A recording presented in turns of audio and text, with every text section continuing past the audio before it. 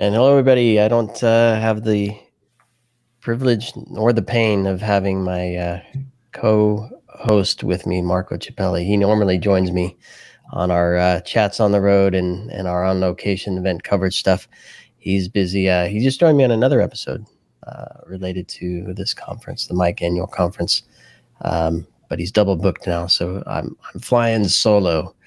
Plus, I have 3 guests, which is really cool. So we're no lack of things to talk about here, and certainly no lack of voices to do that. So this is part of my and Marco's event coverage, where we go on location, even if it's remotely, and we get to talk to cool people doing cool stuff for the community. A lot of times around cybersecurity, but certainly around technology and society as a whole as well. And today's conversation is rooted in the Mike Annual Conference, the Minorities in Cybersecurity Conference. It's second year running now, and I think it was a post that I saw from you, Melanie, that triggered me to look at this. And I saw a couple sessions, and I said, I want to talk about this stuff. And I had a chance to chat with Mary, and I had a chance to chat with Dee and Dwan, looking at another session around culture. And here we are talking about crisis management. And what that means to all of us in a role, whatever that role might be, in cyber and cyber adjacent. That might be legal, comms, PR, who the heck knows. And you have a session on it as well, so we're going to talk about that too. But before we do that, because I'm tired of hearing myself talk, the three of you, I'd like to hear a few words about who you are, what you're up to, and why this during the conference. So I'll start with you, Mary, championing the whole thing out here. Oh, there you go, putting me out there. So my name is Mary Chaney. I am the CEO, Chairwoman and CEO of Minorities in Cybersecurity, CEO and founder of Mike Talent Solutions, as well as a cybersecurity and privacy attorney. So we got a lot going on. The Mike Annual Conference is coming up here at the end of the March, and I started Minorities in Cybersecurity specifically to develop cybersecurity leaders. We're literally right in the middle of cyber workforce development. We develop talent from the very beginning all the way up and through boards of directors. And I will stop there because I can go on and on and on, but I will pass it on to Mel. I'm going to say quickly before Mel takes the mic, everybody needs to listen to our kickoff conversation, because you describe all the cool stuff that you're doing with Mike and the conference, and it's just amazing. So we won't recap it now, but definitely listen to that episode. And now over to Melanie. Awesome. Thanks, Mary and Shawn. I'm so excited to actually be speaking at the conference this year. I attended last year, and it immediately became one of my favorite events of the year. So, there's a lot of conferences and a lot of events that we could be going to, and this one is really special to me. So I feel very honored and privileged to be part of it. My name is Melanie Ensign. I am the founder and CEO of Discernible, which is a specialized cybersecurity and privacy communications firm. So we work exclusively in the security and privacy space, and our clients are usually CISOs, chief privacy officers, and technical teams that are kind of up-leveling their communication skills and learning how to develop greater influence within the organization. I'm also the secretary on the board for Minorities in Cybersecurity. Just for full disclosure, I don't know how many things I need to put out there for folks to know, but this is an organization that I feel very passionate about, and I would follow Mary just about anywhere. So her leadership has been spectacular. Nice one.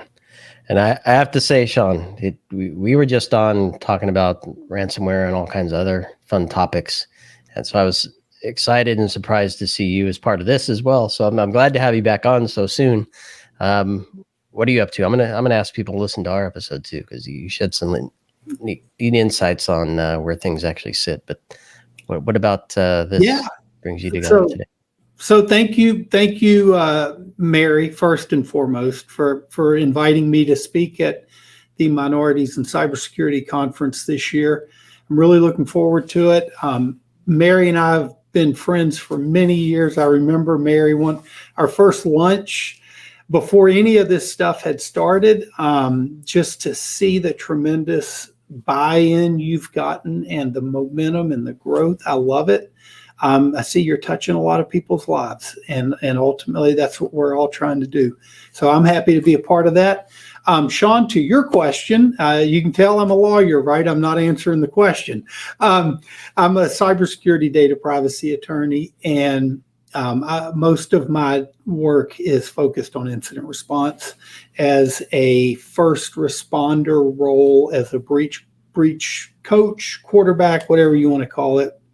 And then the other part of my work is related to risk management, cyber risk management. And through that, we do a lot of training with clients, tabletop exercises, planning, and all that stuff. And one of the, our role is to lead the team and to help with the strategic oversight, the making sure everybody's doing their work the right way and working together as a team, leadership. And so, crisis communication is such a critical role of all of that. It's critical externally, but it's critical internally also. And many times how our teams work together. And so, being able to join everybody here is wonderful. Thank you for having me. Yeah, pleasure to have all three of you on together. And it was shocking because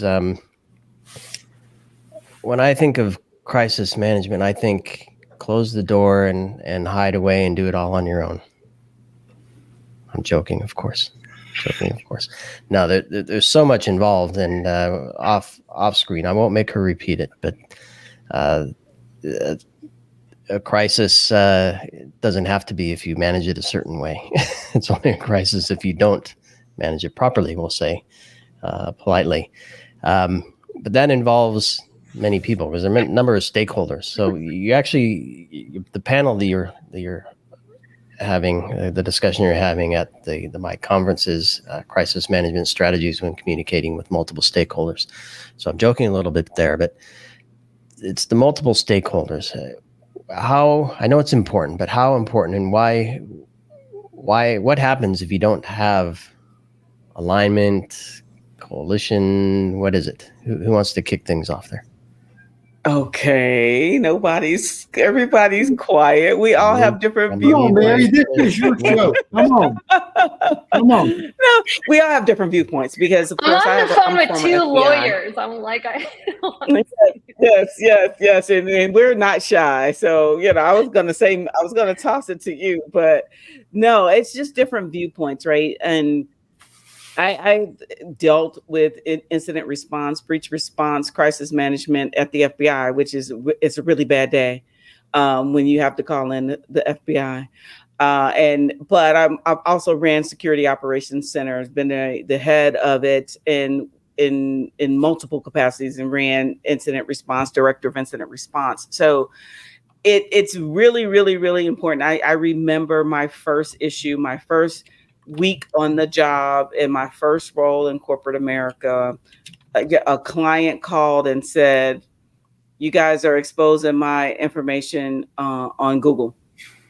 Essentially, we can boil this all down to, they had a Google alert. If you don't know, you can put an alert on your name on Google. And what happened was, when we do the root cause analysis behind it, and I'll get to that, and then I go back to the thick of it. But somebody, there is a robot.txt file on your website that says, yes, Google can crawl, or no. If it's yes, they can crawl it. If it's no, they cannot. And so software dev go in, and they pushed out an update. The page said no, but then the update said yes. And then that exposed all this data. But what happened is, we're in on this phone bridge, and anybody that does incident response, that they have this. So you have all of these people on the phone that are trying to figure out exactly what are we going to do about the fact that now Google has crawled the site. And it is a phone bridge because I'm dating myself. It's not a Zoom call. We're all on a conference call, and there's multiple stakeholders involved. And it became readily apparent a week into the job that I had walked into a mess. And because there were no clear, defined places or roles that someone can go to make a decision. And what I took away from that, and I'll turn this over to the others after this, what I took away from that in every position I went through thereafter, we have to have someone that can say, turn off the website. We have to have somebody that can actually have the authority to say, shut it down. And that's what I worked on, because that's what the whole thing was. The business didn't want to shut down, and software, and everybody was like, oh no, we're going to interrupt the business. It's like, but it's exposing PII. So we might just want to cut it out. So that's some of the stories that I have and that I'll be sharing in regards to when it goes wrong and what you can do to prevent it from happening when the incident occurs. What Mary's talking about reminds me of something that I use with clients on incident response planning and preparation. And it's a saying from old General Omar Bradley. Amateurs talk strategy and tactics, professionals study logistics. And so much of what we do in incident response is about logistics. Do we know our team?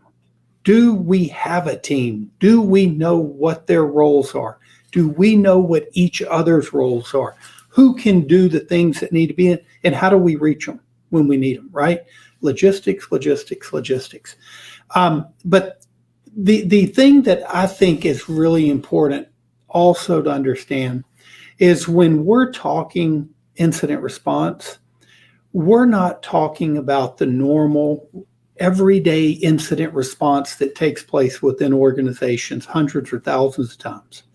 We're talking about catastrophic incident response. And I had a failure of communication recently with a client who was going through a ransomware attack. They weren't our clients yet. They had been told to talk to me. I got on the phone, set up a call, intro call, scoping call with forensics, all this stuff. And I could see the look on the face of the CISO. I could see the way he was looking during this call is he's thinking, I know incident response. I got incident response. What do I need some lawyer in some other company telling me about what I already know how to do? I know what to do. Quit wasting my time. Let me go do it, right? This was on a Tuesday. They ghosted us the rest of the week. Friday night at 7:30, I get a text. We need to talk ASAP. Well, you hadn't even signed my engagement letter yet, right? We need to talk ASAP. Okay, we got. I feel like I'm having deja vu listening to this story, Shawn. You know what like happened? This happens all the time. It escalated. It didn't get handled right, Shawn, to your initial point. It escalated. Now they had a threat actor posting their data on the web and tweeting it out. Right? Now it came home to them. This is something different than what we do day in and day out. That leads to Melanie. This is a very specialized skill set, and you got to have a team to do this right. Yeah, I'm not going to disagree with Shawn, but I'm going to offer a different perspective, at least from the communication side where I sit, because Shawn is absolutely correct that you have to be prepared for this. You have to have, and to Mary's point too, you have to have roles and responsibilities and all the logistics, mapped out in advance, and that your external communications reveals a lot about how well you communicate internally as an organization. And one of the reasons why I've never marketed our firm as an incident response company is because I'm not interested in getting on the deck of the Titanic. There are certain things that we need from a communications perspective that it needs to exist, it needs to be true, and it needs to be accessible prior to something going wrong. And if I can't develop those things in advance because you didn't call me until something bad already happened, I know we're not going to be proud of the result. And there are lots of other companies that are happy to walk through that fire with you and accept all of the battle scars that come with it. But, I ran incident response communications for large tech companies for a decade. And I know that there are things you need to do in advance. Otherwise, you just really don't have the option of doing this well. It's going to be painful, it's going to be bumpy, and you're going to be really disappointed with the outcome. And so, I think both Mary and Shawn have, astutely mentioned, some of those specific things of like getting prepared, because you really can't do the best job if it is solely reactive. There is a lot of proactive work that needs to go into this in advance. In fact, I was talking to a colleague the other day who was talking about the fact that they were having clients who didn't want to spend a certain amount of money for preparation because they didn't think their incidents were that big. And the way that this company was thinking about it was like, why would I spend, like, hypothetically speaking, why would I spend $1 million for an incident that's only $5 million in terms of cost, right? And the reality is when you invest in preparation work, you are preparing yourself for all future incidents, not just the next one. In fact, the next one should be run so well that you can refine and improve on your process, moving forward iteratively. If your process is not ready, you miss the opportunity to get better because of an incident. You're constantly going to be playing catch up. And so that's one of the things on the communication side that we're, helping a lot of our clients do, is get yourself to a really good place of readiness so that every incident makes your process stronger, makes it better. And, our perspective is you should be better off at the end of this incident. If you feel like the incident set you back, it was not a good response. And most of the time it's because they weren't prepared. Melanie, I'm going to add something to what you're saying because I agree wholeheartedly. But what I have found, because all my clients, 75% of them come to me when the incident occurs, right? So they haven't prepared. And what we have found is those that have prepared, like you're talking about, have also prepared for their incident response planning and don't find themselves in this situation because they are prepared. And so what that leads to is day by day, we're having to live on the deck of the Titanic, a bunch of different Titanics. And in many of our cases, they're smaller. For smaller companies, they have limited insurance coverage, they have limited budget, and they can't even afford to bring in outside PR help. So they're looking to us to guide that messaging and how they do it. And like you said, it's no degree of good. It's just how bad can it be, and how do we? Yeah, how painful is it going to be? That's right. Yeah, exactly. And it's interesting because that preparedness.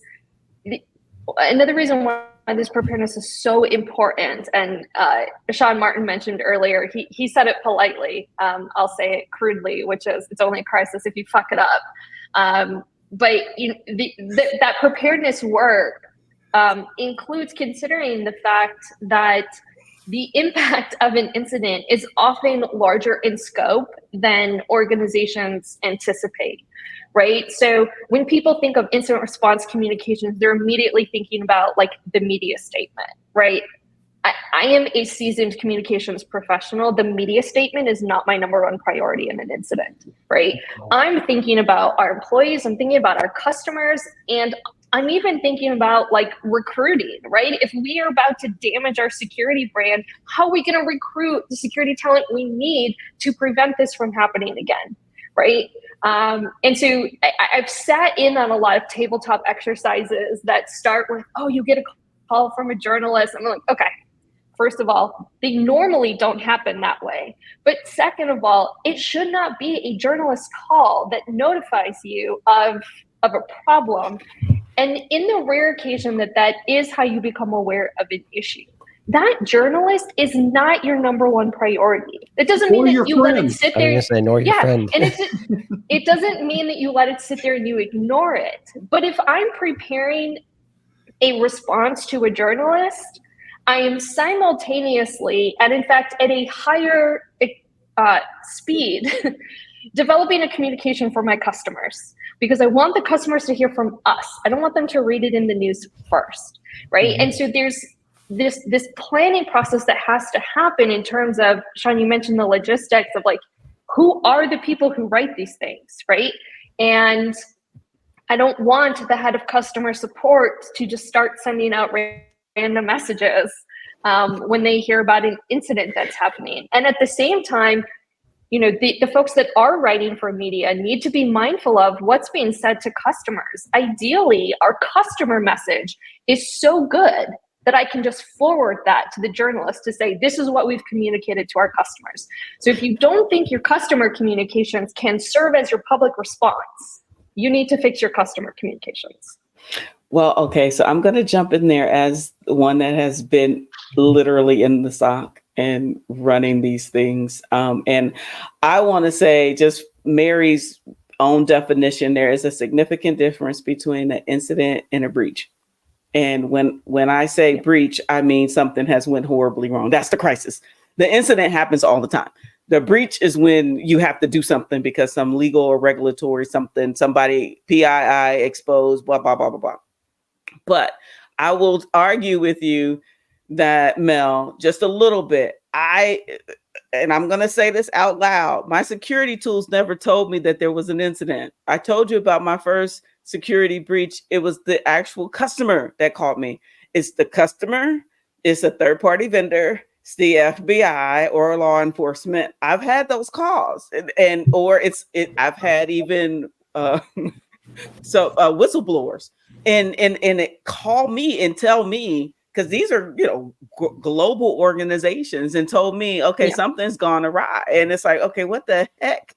I've had the opportunity to smooth with the whistleblower who was acting all incognito, and, you know, I did my FBI skills. But when the FBI calls, or when law enforcement calls and says, okay, so-and-so was arrested because they had child porn on their work PC, I'm like, what the blankety? That's an issue. That's an immediate phone call, right? But all that to be said, you know, the types of communications and the stakeholders, that internal communications is important. And having that, we touched on it, and everyone talked about incident response plans. You have to have that plan. You have to do, and I, you know, I'm exclusively working out of a law practice here locally called FBFK, but as Shawn pointed out, you usually get the call after something has gone wrong, right? And so it's like, okay, but it's hard to get them to purchase the incident response plan beforehand. It's like, you need this just so you know, and then the root cause analysis will cause you to improve, as Melanie pointed out. But if you literally don't have a plan, and you see the death statement, and, you know, every time I see it, I say they don't have a plan. Is the bad actor got into our system. Lawyers. No, the bad actor got into our system, but they only had access to this. Yeah, no, that's not true. And that's not true. You know, to build on your point, and both of your points, Mary, a lot of times now, with the changes in threat actor tactics, especially with extortion-based ransom type events, they're not encrypting the network anymore. Instead, they're stealing data without anyone knowing. And once they have the data, they're then emailing members of the workforce at the same time as they are leadership. And so now you have leadership learning of this event at the same time their employees are learning of it. And sometimes those employees are forwarding those to the media, those emails they've received. And so, to Melanie's point, you don't have time to go prepare now. It's whatever you have committed to muscle memory is how you're going to respond. And if you haven't prepared, it's going to be messy.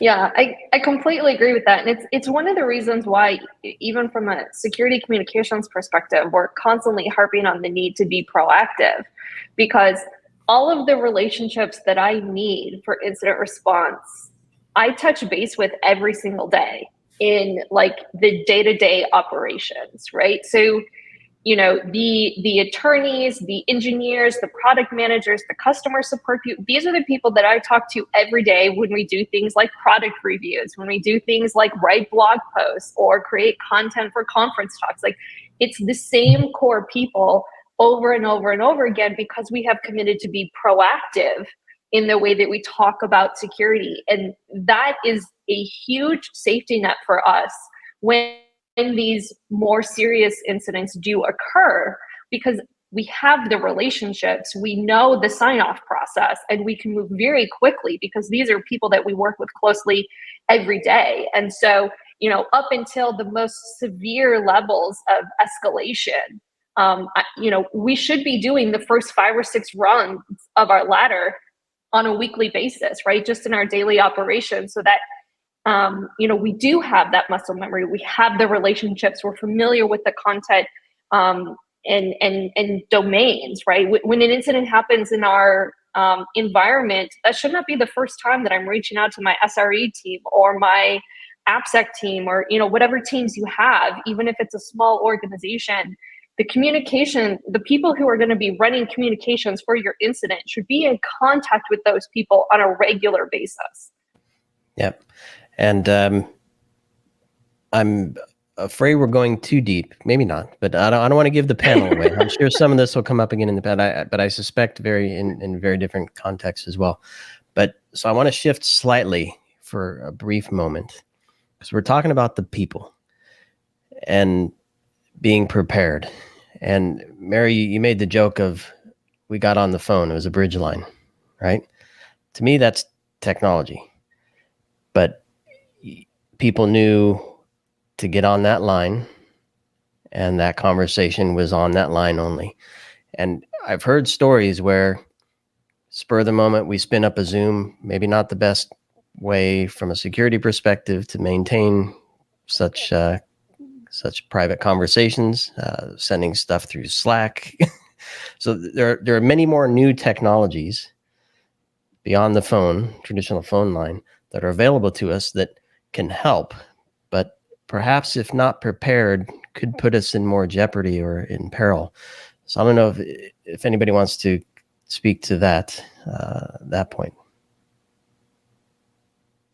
No, I mean, all of it needs to be understood, right? And thought through beforehand. Again, the phone, the bridge line, you think it was secure, but it was sent to a whole bunch of people. It was a whole bunch of people on that call that really didn't need to be on the call. Just honestly and truly didn't even need to be on the call. So in preparation, to Shawn and Mel's point, if you prepare, then you actually know, and you decide which communication platform you're going to use. Because, just putting my legal hat on for a second here, if it ever comes off, I don't think it ever does. But, you communicate something in Slack, right? And then now, you're out in California and they have a private right of action, plaintiff's attorneys go sue you. That's discoverable, right? That message is discoverable. And so all of these things have to be thought through at the very beginning and planned out at the very beginning, even which type of communication platforms you're going to use. Yeah, and I'll add to that to say, from the security side, it's depending on the nature of the attack and the nature of whatever the threat is we're dealing with. It's not uncommon for the threat actors to be in the email system. And so if you're sending around email in company email, spinning up a Zoom, guess who's going to try to be on it? And we've had them try to join before, and if you put the security code, by the way, in the email, guess what? You haven't kept them out. So thinking ahead for out-of-band communications, one thing that we use a lot, not by plan, but just because it's there, is text, or maybe a signal or something like that, just to have a way of reaching people to get call credentials to them, or things like that. Obviously, a good plan should account for that ahead of time, but when we're coming in on most of these, it hasn't been accounted for. So it's a challenge, but you got to be cognizant of that. No, I had just a quick story. I had a client that was a client maybe a year and a half ago, and someone compromised their Office 365 because they sent me an email and said, "Hey." Well, they Office sent me 365. well, stop it. Don't stop it. But sent me an email. The threat actor sent me an email saying, "Hey, log in." It was like an audit. It was like a form that they wanted me to click on the link. And I was like, okay, so first of all, you wouldn't be sending this to me because I don't work for you. I'm not in-house. But obviously someone's inside. And I text my point of contact and I said, look, I'm receiving this particular email, because I responded to the email and the threat actor responded back to me. And I was like, okay, yeah, okay. And so I text the person. I was like, hey, somebody's in your system. You might want to get that checked out. And it was like, oh, well, I don't work there anymore, but I called the guy and he said they didn't compromise anything. And I'm like, okay, so if they're communicating, this was last year, right around tax time. That's when it was. I said, so if they're contacting me, obviously they're not out because I sent the email, they sent it back. So you're an accounting firm. I'm gonna need you guys to clean this up. So understanding what you're going to do, because the threat actor was there and monitoring all the email that was coming back. So those are the types of stories. I have plenty of stories. We're handling one of those for an accounting firm right now, Mary. Same email issue. They did not have personal data as much themselves as all the businesses they were doing tax returns for had personal data throughout the whole country. Now they're having to update their written information security plan to accommodate the needs of Massachusetts, even though they do no business there, just to show how far-reaching those little things like that can impact. Lots to discuss here. Yeah. And I'm excited for those who get the opportunity to hear you in person having these conversations, hear more stories. I want to thank you, Mary, because pulling this event together, the Mike Annual Conference, it's March 24th through the 28th in Dallas, where this session will take place. Let me just make sure I get the right name for it here. It's the Crisis Management Strategies when Communicating with Multiple Stakeholders. From this esteemed group here. They'll be having a deeper and continued conversation, perhaps. But back to the thinking, Mary, because what struck me is I know what you're trying to do with the organization to empower and enable. And for me, this topic, the other one that I talked about in terms of culture, make it real, right? This isn't just about empowering. It's empowering by example with leaders who know and do this stuff all the time that folks can actually take back and do. It's not just to feel good. It is that too, I'm sure. I wish I could be there for that, but it's more than just that. It's actionable stuff. And that's what really struck me. So I want to thank you for pulling that together. It really caught my eye, and that's why I wanted to have this conversation. I'm thrilled that I was able to. Yeah, thank you so much for having us. We really appreciate it. And yes, that's our conference is developing holistic professionals, right? We need to be able to prepare them, and give them tools and practical tips and, the things that we've learned by fire, so they can take it back and incorporate it into their careers as they continue down the path of cybersecurity professionals.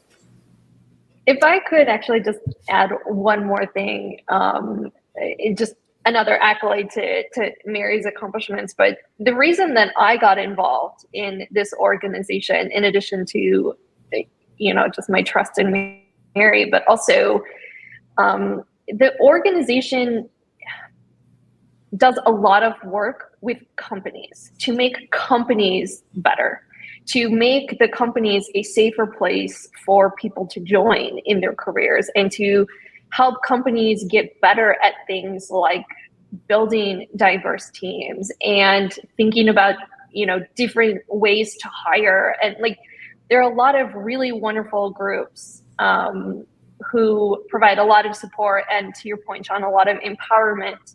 But the burden is still left on the individuals to break down all of those barriers. And, I really credit Mary for the fact that, this particular organization is